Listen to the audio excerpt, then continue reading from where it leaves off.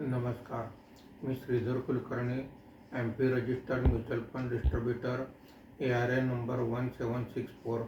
आज आपल्याला भारतीय शेअर बाजारात काय घडामोडी घडल्या या संदर्भात थोडक्यात माहिती सांगणार आहे.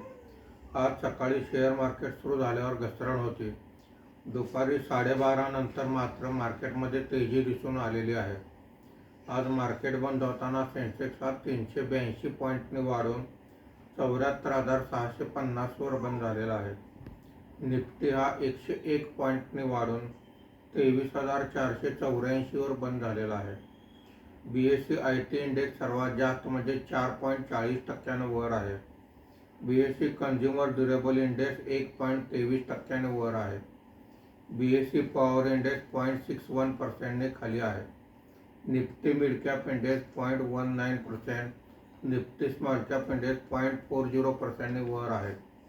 आजच्या कामकाजामध्ये निफ्टीमध्ये वाढलेले मुख्य शेअर्स पुढील प्रमाणे: TCS 6.51%, इन्फोसिस 5.68%, HCL टेक्नॉलॉजी 4.05%, अडानी एंटरप्राइजेस 2.02% अशी वाढ आहे.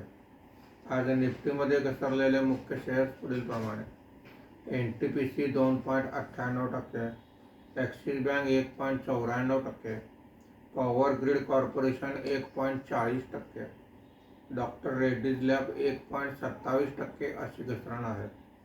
आज रुपयाच्या दरात सुद्धा 27 पैशाची घसरण झाली असून मार्केट बंद होताना रुपयाचा दर हा ₹95.27 प्रति डॉलर असा होता. धन्यवाद.